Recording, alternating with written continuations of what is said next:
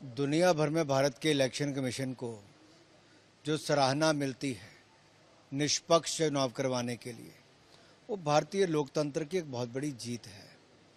लेकिन कुछ राजनीतिक दल जब देश में चुनाव हारते हैं तो उसका ठीकरा इलेक्शन कमीशन पर, ईवीएम पर फोड़ते हैं और लगातार बहाने ढूंढते हैं।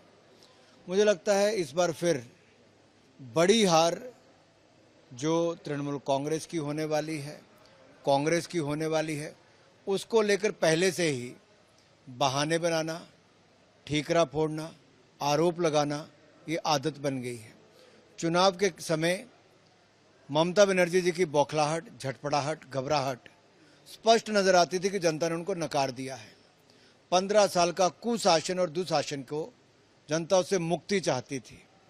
आज आप कहते हैं स्ट्रांग रूम पर प्रश्नचिन्ह खड़ा करते हो। अरे सीसीटीवी कैमरास लगे हैं जहां पे कोई खेल नहीं हो सकता, लेकिन खेल तो आप लोगों ने वोटिंग डे टाइम पे भाजपा के चुनाव चिन्ह के ऊपर टेप चिपका देना, इस तरह के काम करना, लोगों को पोलिंग बूथ पर जाने से रोकने में गुंडों का इस्तेमाल करना, भय पैदा करना और भ्रम फैलाना कि आपका ये खान पान बंद कर देंगे, आपकी संस्कृति पर हमला हो जाएगा।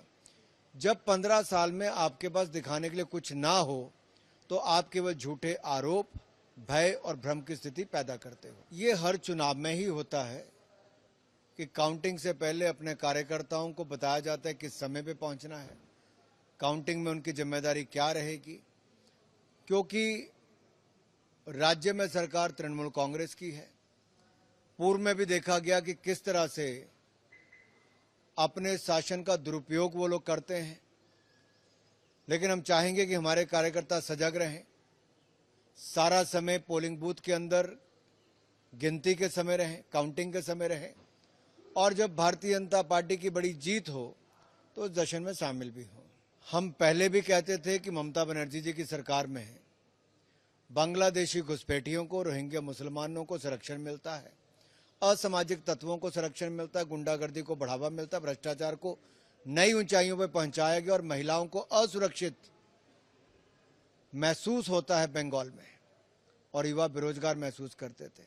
अब इसी के खिलाफ वहां पर वोट पड़ा है, और अब बांग्लादेश के अगर मंत्री ने ये बयान दिया है तो ये हमारी बात को और भी मजबूत करता है कि कैसे तृणमूल कांग्रेस की सरकार में बांग्लादेशी घुसपैठियों को संरक्षण भी मिलता था और बढ़ने का मौका भी मिलता था।